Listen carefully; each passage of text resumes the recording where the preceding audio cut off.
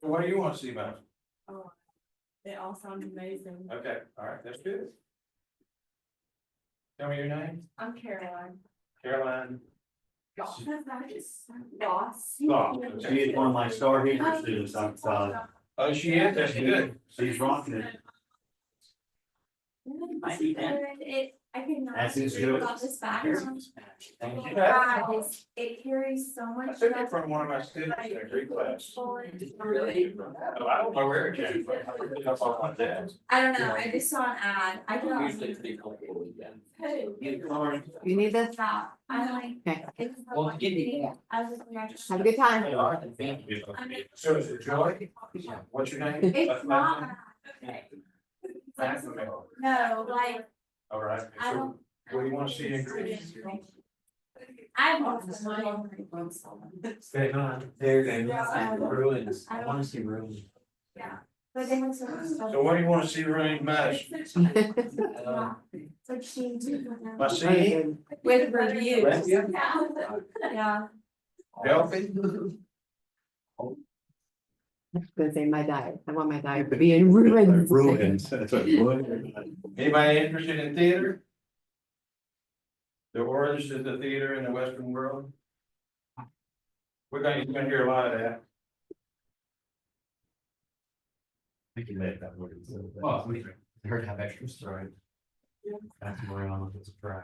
Stop people and say, you I don't think we got anybody that's showing up that's on that list. Good, that's good. I'll send them an email. I'm meeting with a few students tomorrow afternoon. Good. We'll set up another session. I mean, the Always. students have been emailing me and saying they can't come. I guess maybe this wasn't a good time. Oh, I think it just varies. Well, it looks like it's a good time. And we're recording, so that way we can post it for people who can't ever make one.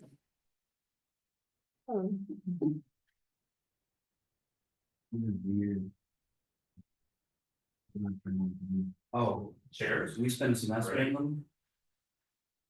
They're good. See, you're sitting there in a few moments, an announcement will come over and your This is house will change from red to blue. And you just zip around the spaceship while Wally cleans things. It's probably. I was telling one, doctor who. Yeah.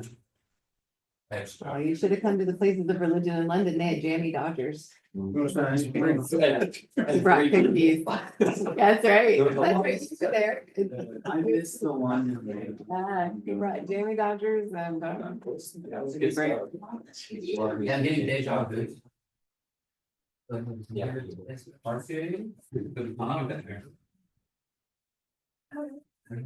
That's the one. I'll circulate this if anybody wants to take a look at it. Have you ever seen this? So this is an old one, obviously, in 2014. We now do it electronically, but it's kind of a workbook.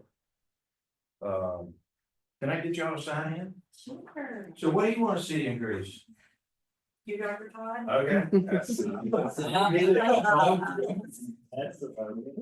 You know, I like to eat well. She's heard about it.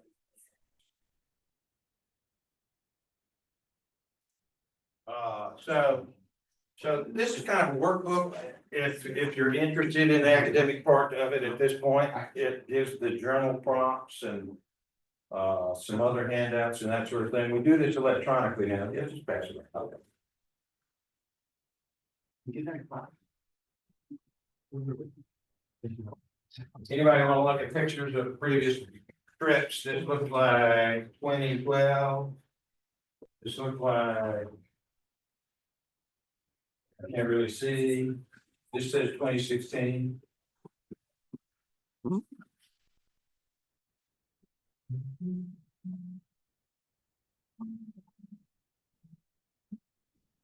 It's not English at all. Okay. Oh, yeah, there's a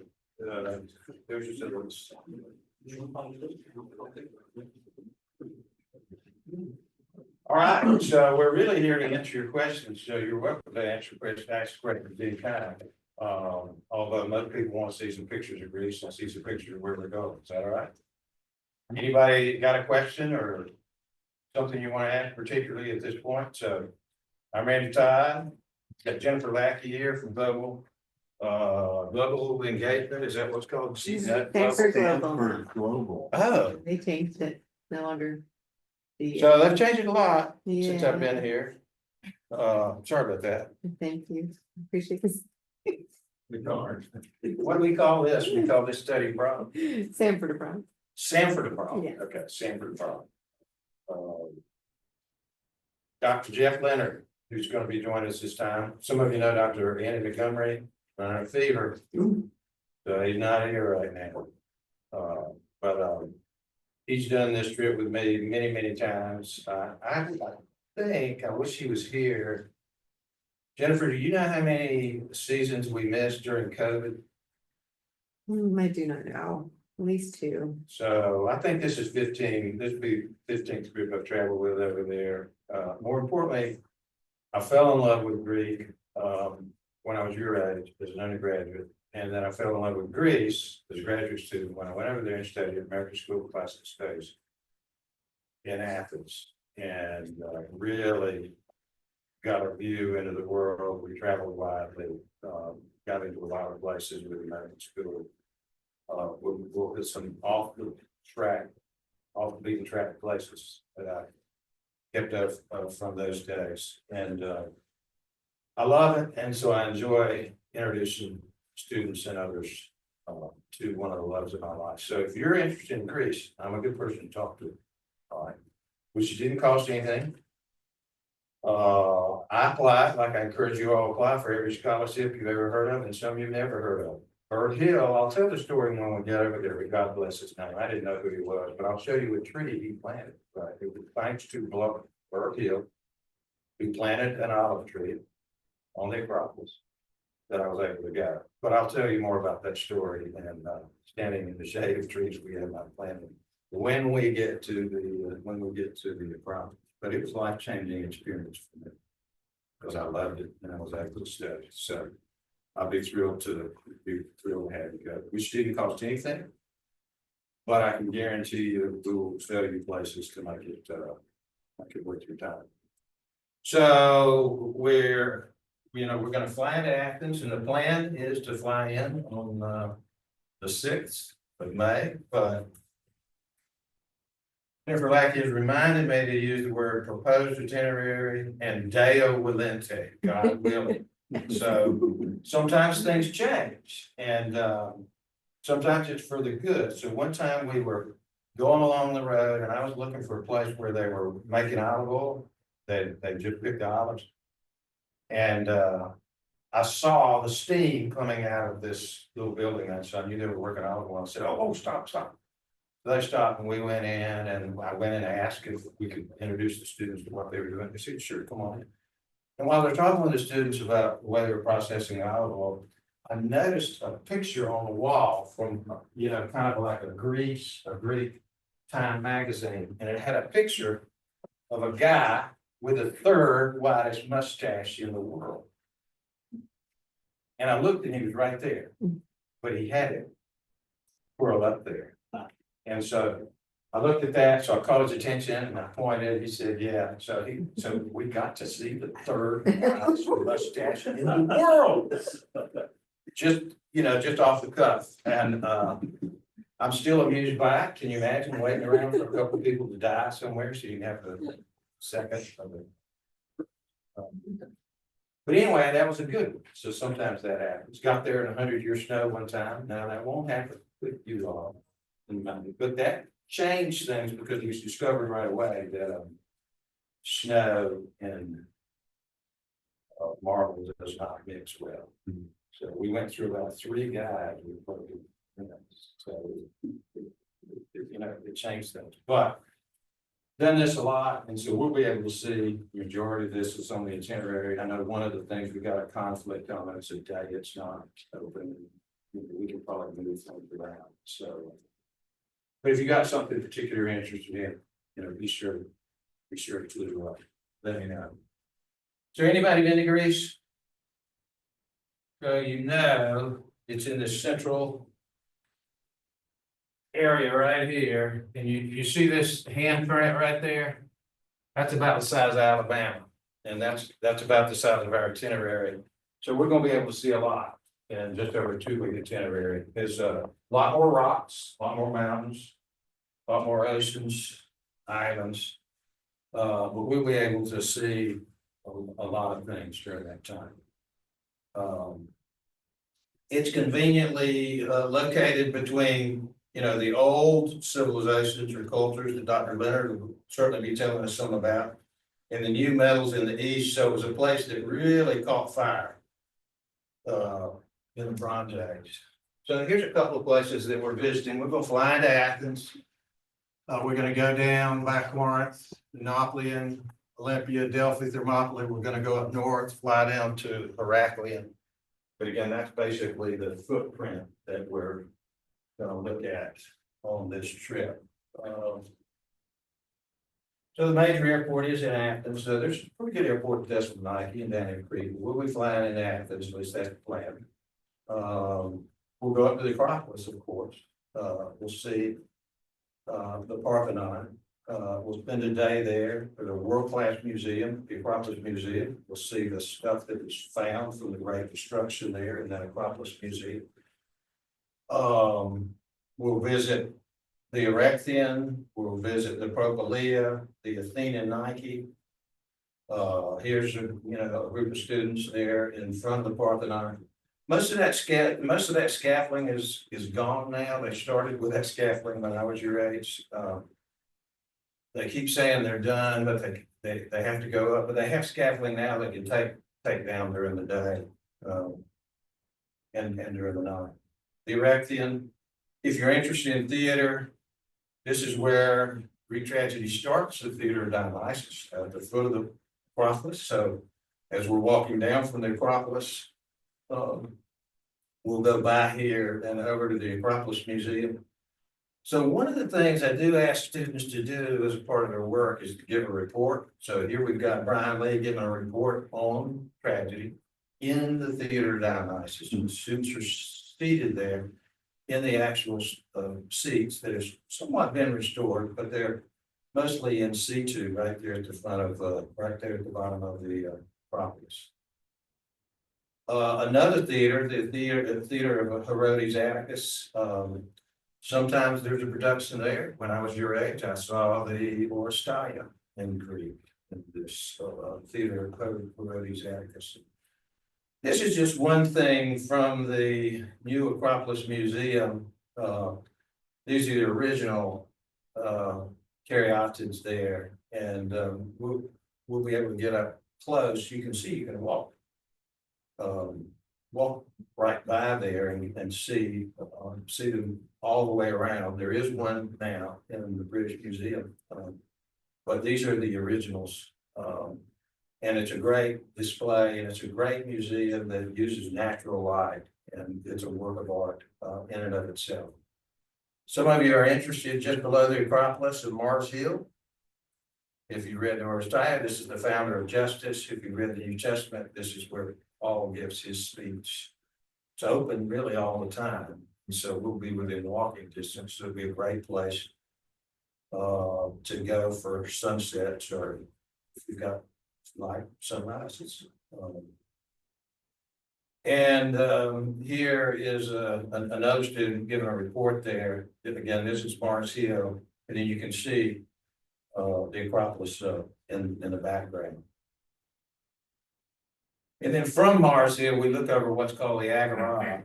And if any of you are interested, I know some of you are interested in footsteps of Paul. If you're interested in footsteps of Socrates, so from the Acropolis, just below the Acropolis, we'll be able to see the prison where Socrates was in prison. We'll be able to see just to the right of that temple there. So that temple is the temple to Vulcan, or in Greek, the temple to Hephaestus. But just to the right, in that little clearing there, is a stone on which Socrates, without a doubt, stood to take his oath of office. Just below it here in the foreground is the Tholos, where without a doubt Socrates served as a magistrate in Athens. And then off screen here, we'll be able to see the prison, so-called prison, where we think he was imprisoned. It meets the story and the Fido and the Prido. And there was also a little replica that looks like Socrates found in there. The Romans came, and though they were many years late, Hadrian here tried to make an impression. These are huge columns. Some of the columns the largest you'll ever seen. And monks used to live up there. So this is visible from the Acropolis, and we'll get a chance to see that. So I think we spend the first 2 or 3 nights in Athens, probably 3 nights. You know, we get in, we settle in, get oriented. We'll spend a full day there at the Acropolis Museum. One of my favorite days is taking a slow ferry to one of the islands, about a 45-minute ride away. I know some of you said you love the water. This is always one of my favorite days. And you can do the fast ferry, but it's so much fun, more fun to get out on the deck and see the water. And part of the advantage is we're going to go closely by Salamis, so we can see the site of the Battle of Salamis as we go to Agatha. So this particular island is this island right here.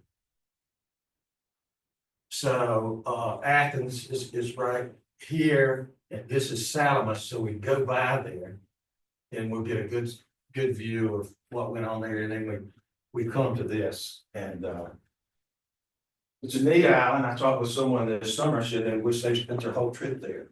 It's one of my favorites. I picked out some property for Sanford and Beach there, but haven't had any grief to buy it for us yet. So again, part of the advantage is get out there and travel on slow ships the way they did in antiquity.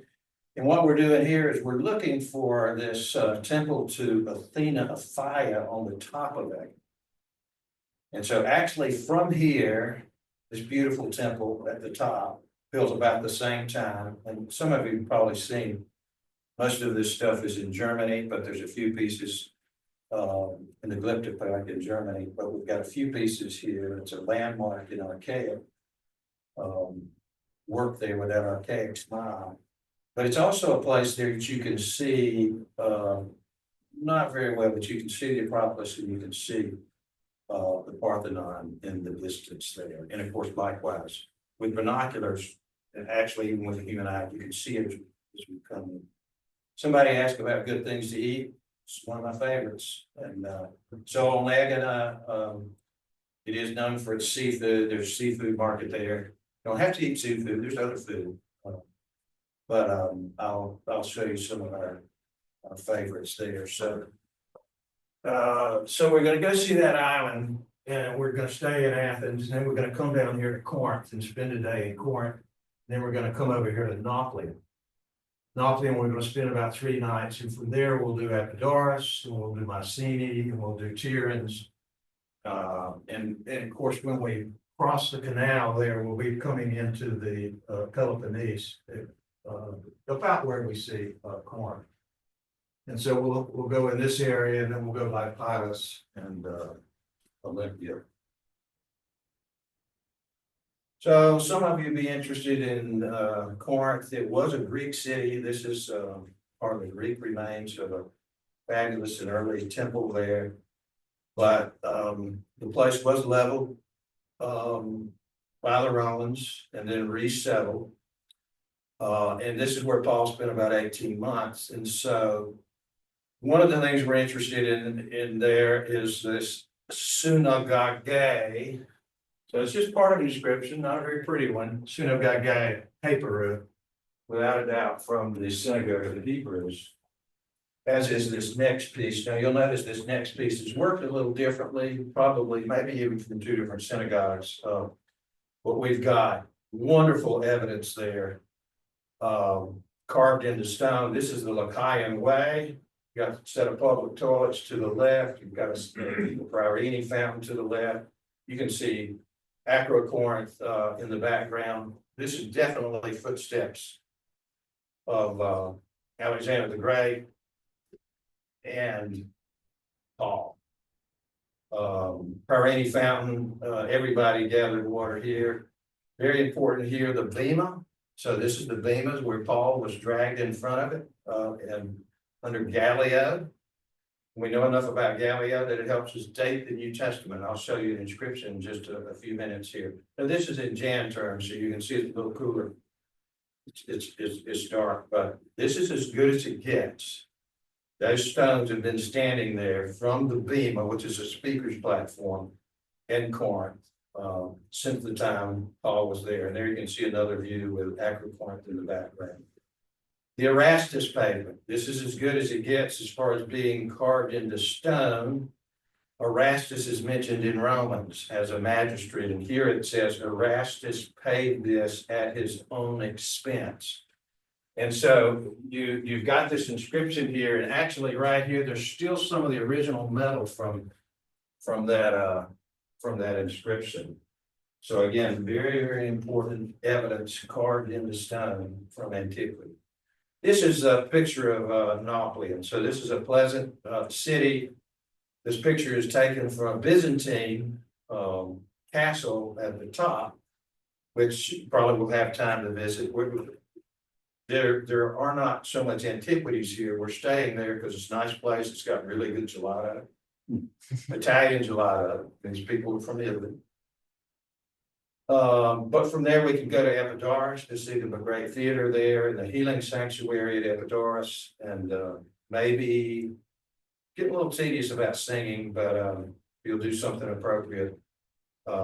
It's an amazing place. The Argive Horion, this is the Argive plain. This is a very important place. We'll tell the Cleobus and My25 story, and this is also where the Greeks took the vow of allegiance to protect heaven. And from there, we'll do Mycenae. So Lionsgate and Mycenae, you'll hear this sort of thing a lot, but here's the oldest, let me say, if I can say this right, the oldest extant functional art in the Western world still in situ. Relieving triangle over these huge stones, Linuses actually, and those huge walls are protecting, oops, got a little too fast there. Those huge walls are protecting these shaft graves in which we found about 40 pounds of gold. And so this is the so-called funeral mask of Mycenae.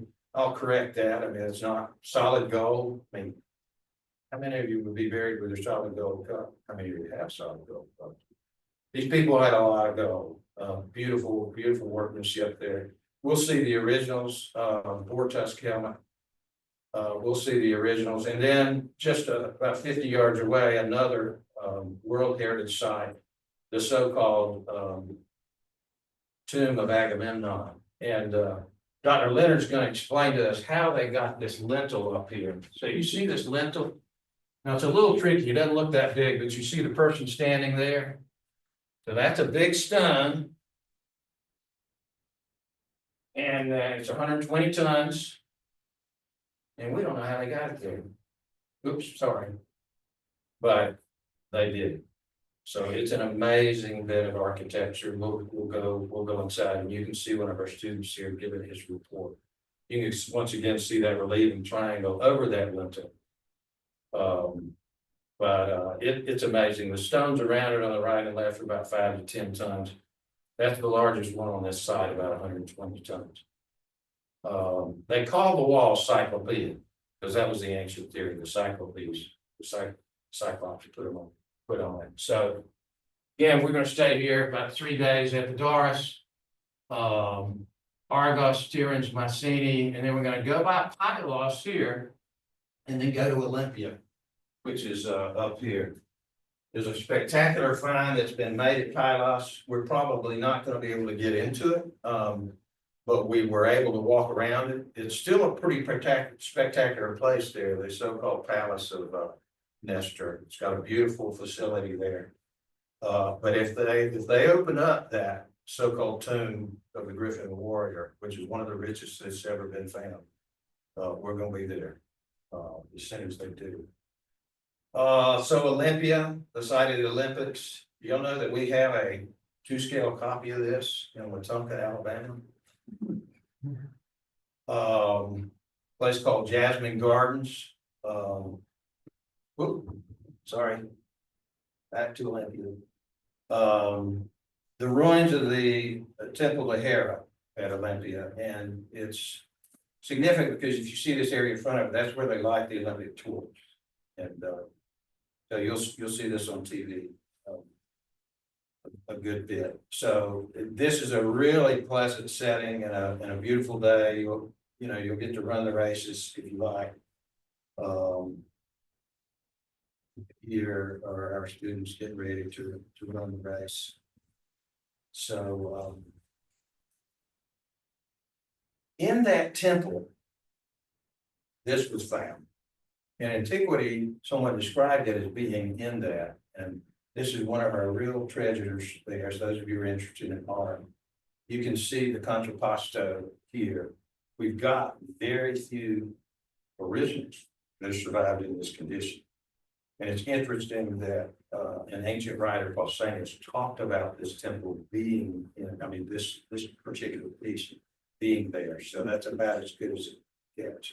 Other things you can see there at Olympia, by the way, if you're interested in warfare, the helmet of My25 has been dedicated there. It's got his name on it. This belonged to My25. You heard of Phidias, maker of the wonders of the ancient world.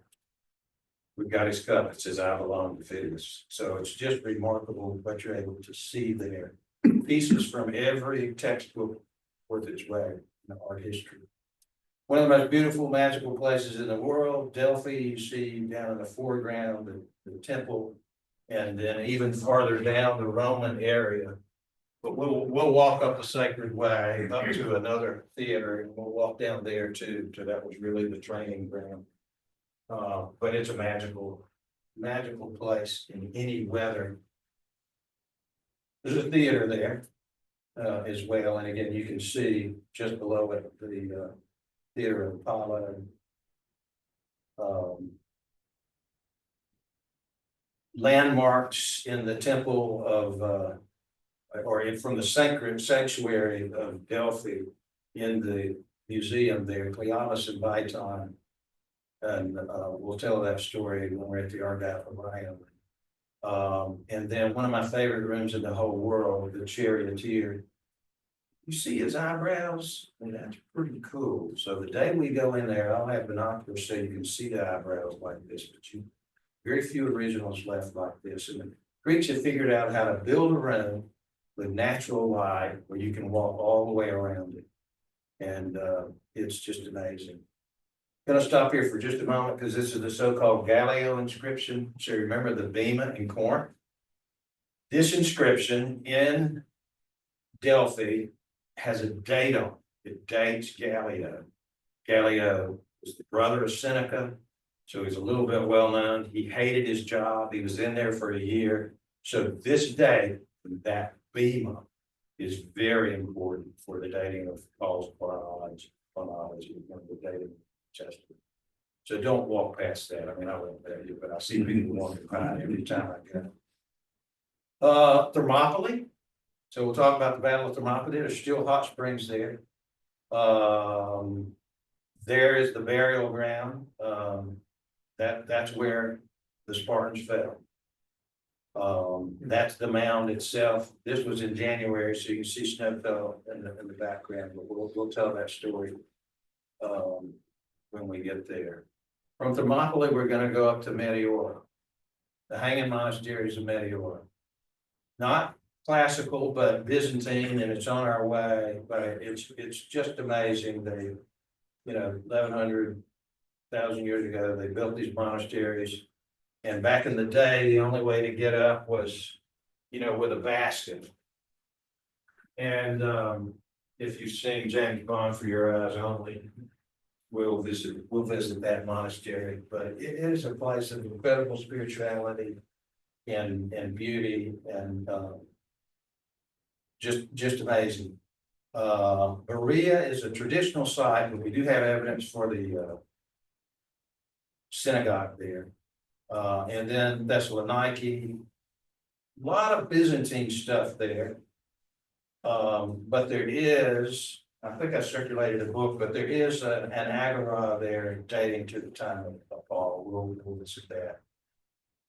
The most impressive monument left from Amphipolis, for those of you who read the New Testament, that's the line of Amphipolis, and then we will spend 2 or 3 days there in Thessaloniki, spend some time in Thessaloniki, but one of the things we want to see there is Philippi. And so here's the Greek theater of Philippi. Here's the Byzantine area of Philippi. This was one of the Byzantine churches which will help commemorate that first European convert, Lydia, the seller of purple. This is the so-called prison in which Paul and Silas were freed from. The inner prison was a prison. Was it the prison? Well, I mean, don't really know, but there's a huge pilgrimage site dedicated to it. And then right outside the wall, here's again, another Byzantine site which commemorates the baptism. We're going to fly from Thessaloniki down to Heraclion. And that's going to be where we're going to stay for a few days. So this is the Morosini Fountain. I love the Morosini Fountain for a lot of reasons. I love sitting in front of it, 14th century monument. But this is what God intended pastries. So I think I budgeted the first Bugatti on there, but you're going to have to buy the rest of it. This is amazing. And it's right in front of that fountain. So you're not going to miss it. And then I'm sorry, I'm crazy about the seafood, but there's other good food too. So you're not stuck with seafood. Knossos, it's been highly reconstructed. If you're interested in the Minoans, or if you're not, I mean, it's beautiful, but it's pretty incredible. 3- and 4-story lighting, and you see the plumbing here, it still drains the area. Worked better than part of Sanford's campus. Even though it's thousands of years old. You're not setting the bar all that Yeah. high there. Yeah, that's true. These are actual pavement stones from the so-called, from the throne room of King Minos. It is the throne room there. We've still got the originals. We've got the original throne just to the right. We've got the original heart there. So what we found there in Knossos is just incredible. It's an extensive site. Some controversy about the reconstruction. So most of that stuff that looks pretty good has been reconstructed. You see the stuff to the left that looks kind of crummy. That's original. Again, we're looking at over 3,000 years. But if you look at the lower levels, but about the bottom 2 feet, that's pretty much original. It's pretty impressive. There you get another feel for it. You can see the original there in this sacred area in the throne room of Minos. Again, there's that original throne still in situ. Again, highly reconstructed, somewhat controversial, but we've got we've got the originals that we'll see in the museum. We prepare to see about 50 million olive trees and 50 million vines. It is a place for olives. Somebody said they were interested in the beach. This is Matava. This is where we normally go swimming. But you see the caves in the background? So those were tombs. And I can show you some bones up there. At least they haven't been moved. I reported them 5 years ago. This is it's an archaeological area there. This would have been the port of Phaistos that we got to visit. But it's also a famous beach, and we should, you can see pretty calm here, and you can see some of our students retreating. So you have a chance to climb up in some of those caves. So that both sides, you've got some cliffs there. This is this is a summer picture. Those pictures were in January. It's really not this busy in May. From one of the caves out onto the beaches there. Now that may be January, that may be May. It's pretty much what it looks like here. So we'll spend 3 days in Crete. We'll do Knossos, we'll do Phaistos, we'll do Gorton, we'll see the original temple of Titus there. We'll visit. If you're interested, I can show you what is said to be the skull of Saint Titus. That's actually correct.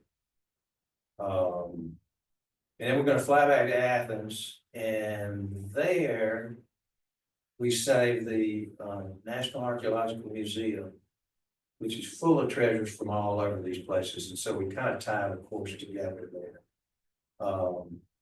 So if you're interested in works of art, for example, if you want to particularly study or do a report on Miss Allie Daughter, who's an equestrian, and this is where she did her report, and where she showed us some things about the horse and the jockey that most mere mortals don't even know because of her expertise with horses. But there's lots of treasures, and the majority of the bronzes that have survived, you're going to be able to see on this trip. Maybe not as exciting, but the Dippoline vase on the right, the so-called Dippoline vase, we'll visit the Kerionicus. But on the left, you see that chicken scratch up there at the bottom? That's the earliest Greek we got right there, 775. And it says, "He who dances best wins me." So there's no coincidence that writing appeared about 775 in the Olympic victory lists. Start in 776. But we'll talk about that at some point. I'm having trouble advancing here. What have I done wrong? Press this too much, I guess. So Poseidon or Zeus in the museum. And then we fly back to Athens, and we spend a couple more days in this peninsula here. We go up to Marathon. We go up to Rhine News, but we're gonna have to adjust that. It's not a place you've heard of, but it's pretty spectacular. If we can get there, and then we end down here at Sunium with the sunset at the Temple of Sunium. If you're interested in Byron, and you're not allowed to carve your initials in there, but Byron did, so we'll show you that. It's a little hard to see. Better if you got a camera or binoculars. But we stayed there for sunset at the end of our trip and our last night, and it's another one of these magnificent temples. In theory, you could see this, you can, you know, from the Acropolis and from the Agon, but you've got these three amazing temples in very high places. All right, questions? What do you want to know? Got enough? You want to see more pictures? So when students come back from the trip and they rave about it and their best experiences, what do they talk about? So when I first went, I remember, so this was back in '83, I studied American School of Classical Studies, and they told me, "Oh, the light, you got to buy special film, Fujichrome." And I thought, "Oh, right, come on," but it's true. So, you know, part of it is you got a lot of marble. And in May, I can't swear you'll see it, you won't see a cloud. But the weather is really blue. All right, so if you see clouds, it's lucky. Now you saw clouds in some of these, and that was in Jan term. Usually we see like one shower of rain in Jan term. So it is spectacularly bright in blue and beautiful. Of course, the water helps for that. And so that's one of the things that's striking about it. Secondly, there's just so much packed in a relatively small place. So again, remember that this is about the size of Alabama, but it invented almost everything in the Western world during the Pentecost. So it was a happening place, you know, where they invented, you know, tragedy, art, and all this kind of stuff. It just goes on and on and on. So you've got a lot that's packed in there, and that's why we see so many World Heritage sites. So it's a place that's physically beautiful, rock dead gorgeous. I grew up on the coast of South Carolina, so I love being on the water. That really appealed to me. It's different water. I mean, they call it wine dark, but it's striking. And then you've got this culture all the way from really before the Bronze Age. But we see a lot of Bronze Age stuff, and we do see some Stone Age stuff, some Cycladic ware. And they did hunt with arrowheads and that kind of stuff. But we will see Cycladic ware. We'll see a lot of Bronze Age culture there.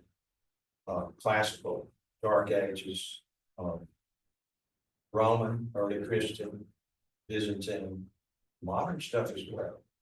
So, you probably can't name, Nobel Prize winners from modern Greece, but I can, so there's, I mean, they're not, they won them all in the Pentagon too, but, students love food, we like to eat, I like to eat. The people that we work with and myself, we've got some great restaurants. It's not just seafood, although the seafood is amazing. The bacon goes, I showed you that in the gotcha that I remember. I don't know if anybody's here from Birmingham. Well, Drew Lasker was one of our first students to go over there, going with me to Jordan and Syria, and then went to Greece. And when we took him into this bakery that, you know, was not distinguished looking, but he asked this old woman if she was married. And she said, yes. He said, well, are you happily married? And she said, yes. He said, well, you got any children? But again, the pastries were just amazing. Very welcoming place, very welcoming people. If you know the Greeks here in town,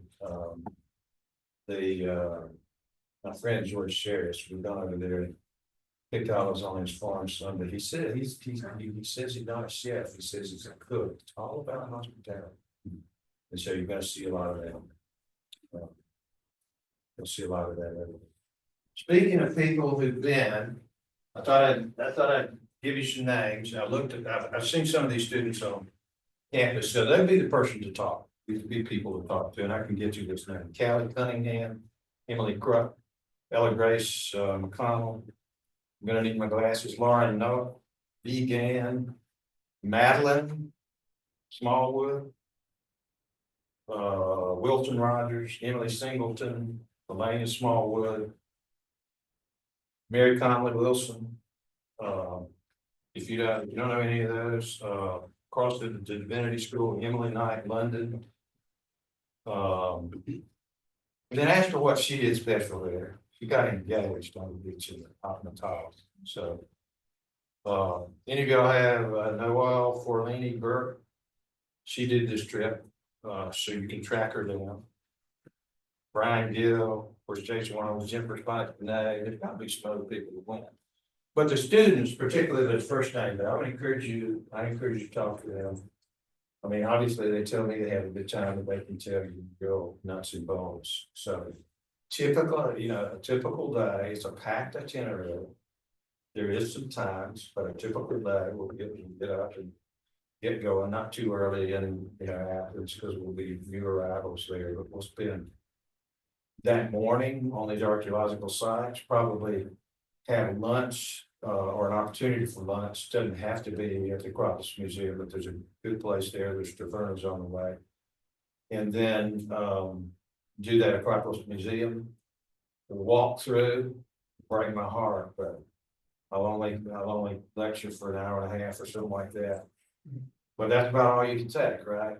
I mean, it is a beautiful place, and I'll just be walking by museum pieces, but that's okay.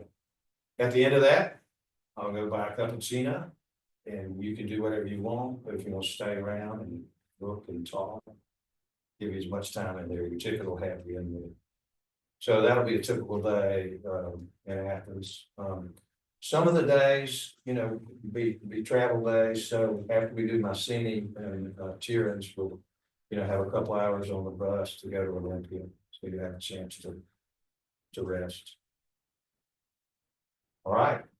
What do you want to know? Yes. What credits or classes does it cover?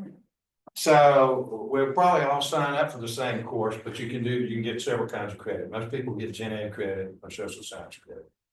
But you can get credit for classics or history or Braille, biblical and religious. So what are you looking for anything in particular? No, I don't take my religions. So is there another class that it would cover Okay, so have you done both the humanities and a social science? I don't think so. I don't think Okay. I've done All right, well, let's look at that, Okay. because that's what you can do. Yeah. How are you? You going to Greece with us? I want to, But you've been doing a lot of work, right?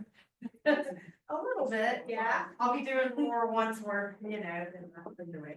All right. In the booking things space. Yeah, I've been doing some stuff.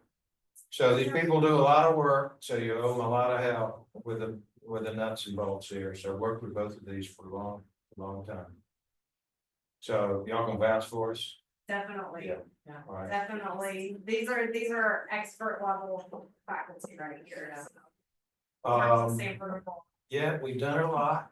I won't say, but I'm sure it'll be surprising, but there won't be many things I haven't seen, and, we've seen a lot of different things. We've made a lot of plans and we have a lot of contacts over there. We have an agent, an organization called Paideia that we've worked with. We have a lot of confidence in. They've got people on the ground. We will have a native speaker Greek at all times. I can get you around hotels and restaurants pretty well. But if there were an emergency, I would rather have a local, and there's also laws which govern that too in Greece.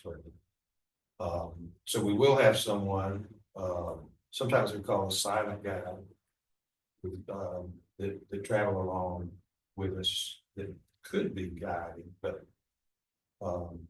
usually you'll be hearing from us. All right, does that help your question on the Yes, that forces? does. So I mean, that's the strategy, I think. But Okay, we'll talk, I'll be Yeah. happy to look at that. And see, yes, sir. And just like one more clarification on the classes and stuff, depending on which class or which credit we get it for, there's not like a difference in coursework or. Like different assignments or No. something, it's just all the same. No, so you've got that syllabus there, which there's a couple of books that I suggest you work through, and I've got a reader's guide for it. It's in this other book. Basically, you want some background in Greece and some background in art and archaeology. And you can do that ahead of time. You can do some of it while you're there. And yeah, everyone will be doing that course.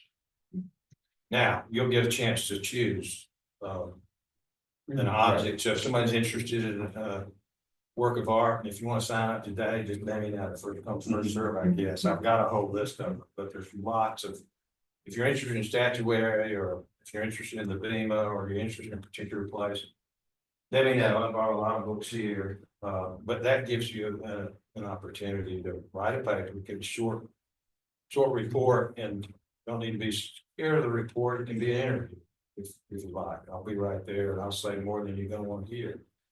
But students, when you live with something for a little while, it gets you kind of excited, right?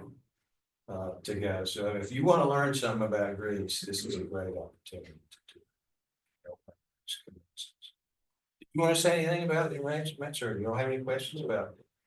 Applications open October 18th. We have moved the time to 7 AM instead of 8 AM. just to make sure. The applications will open at 7 AM Oh, okay. instead of 8. That way, if you have an 8 o'clock class, you're not kind of having to wait till after class to sign up. Or to apply rather, because it is an application. So we look at lots of things when we consider the applications, from your GPA to eligibility, but the timestamp of when you submit is very important. So you have decided, I wouldn't hesitate, I would apply. So, and then once you apply, are you committed at that point? You're not, and there's actually no financial obligation either. If you are accepted onto the program, so you apply, you leave your application in and we accept you, at that point you owe us $200. Even if you turn down your spot, you're gonna owe us that $200, but that is it. And if you're waitlisted, you don't owe us a thing, right? So that is how that works. You then don't have to pay anything additional until May, right? Until the actual term of when you're studying. So it's on the same Sanford schedule as any coursework you would take. So we're not gonna suddenly ask you for an extra $3,000 in January. You have time until May to pull that together. We do have scholarships. Did you say $3,000? No, I was just throwing that out there. It's 1,400. You can see the entire program cost on the website. So if you didn't get a QR code at the fair last week, or just, you can go to abroad.sanford.edu, put in Greece. And you click on the one, the classical Greece, Crucible of Civilization, and you'll see a worksheet there that lists every cost we could think of, including ones we won't bill you for, but that you might wanna factor in. Do you have a passport? If you don't, add $160. If you do, you can take that out of the worksheet, right? So it will calculate everything for you, right there on that sheet. Is there any? Not for this particular program, some of our applications, just so you know, do require a faculty letter or a personal statement to be written. This one does not. So it's mostly, agreements that you're signing, maybe a couple questionnaires you have to fill in. Please know that it will let you move through really quickly. Like you can just go click, click, click, click, submit, and do it in 2 minutes. If you choose to do it that way, go back and read everything you just signed, because those are legally binding documents that tell you how much you're gonna owe and when, et cetera, et cetera. So do make sure you've read them all. Is there like a GPA requirement? There sure is. It's 2.5. If you do not have a 2.5, you can petition to still get on the program, but you would have to have a letter from your advisor and I believe a faculty member kind of explain in a personal statement from you. You'll come meet with me to talk about that. So just kind of remember that. But we'll want to kind of talk about why your GPA is not at the eligibility level. And you may have answered this, I was in a different study abroad meeting. And I was like comparing the cost for both of them, and like the tuition cost for one is like $350 per credit, and then the tuition cost for the other is like 900. Yeah. So if you go on one of these faculty-led programs to Greece or Japan, elsewhere, we highly discount the tuition because we want to offset some of the program fees of staying in hotels, et cetera. If you're choosing to do the Daniel House, because the Daniel House is an extension of campus, it doesn't fall into this category of being like a faculty-led program. You're paying the regular May and summer tuition rate. So it's just kind of one of the ways we offset some of the travel. Yeah, Greece is a good deal. Yes. Faculty members besides yourself and Dr. Montgomery, we want Dr. Lemon. That's the plan. I'm just there for eye candy. Maybe give a lecture on March once. Exactly, that's right, to explain how they got the. Yeah, arch right. up there. Fly you off the arch and then fly. That's right. It must be very good. You know. Well, he does have considerable expertise, so we're looking forward to working with him. You'll have to not to take a group to Lebanon or Israel, let's go around, yes, I can't imagine. This will be a great opportunity for us, it'll be a great opportunity as well, so, I think I said I've done this 15 times with groups, started here in 2012, about every other year. A little fuzzy on the details on what happened to COVID, but we missed at least one round. Montgomery's done a lot of those as well. So, Dr. Leonard has traveled extensively and traveled with my colleagues in Rome last year. He passed the test. He's a good traveler. So you're gonna want good travelers. I mean, because you get to know people. So that's a great opportunity. Any other questions? I mean, I love it, so I would be happy to introduce you to it.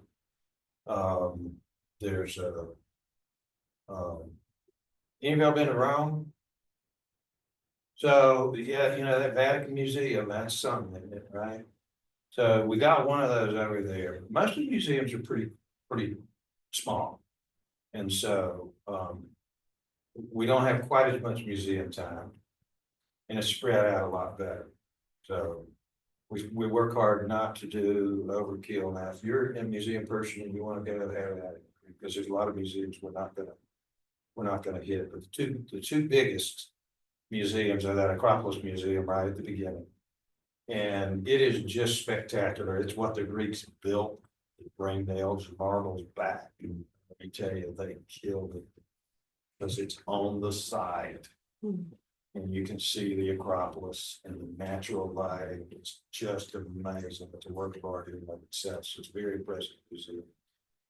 And you know, some of you may want to spend some more time there. And then the National Archival Museum at the end. So once again, what I do there is I generally do a walkthrough for about an hour and a half. And then get a cappuccino or coffee, and then you can spend as much time as you like. And we won't be able to see everything in there, but you can see the arrowheads. Of the model in there. You can see, you know, parts of the Acropolis, parts of Olympia. There's just so many lines in this originals. It's where you can see a lot of Uruguay.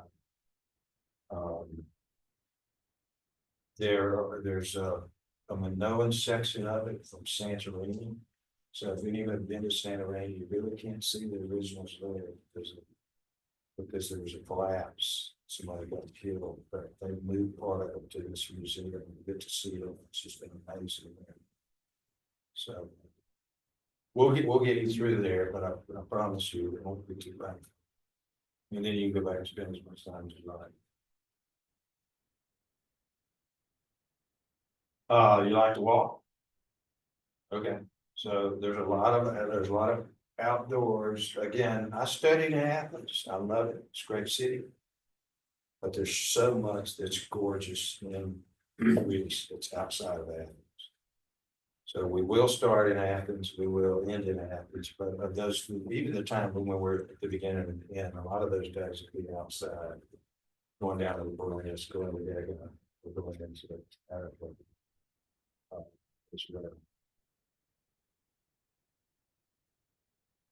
All right. Any other questions? You sure?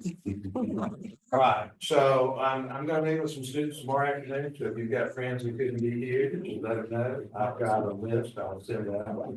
We have to talk with anyone 2:15 tomorrow, then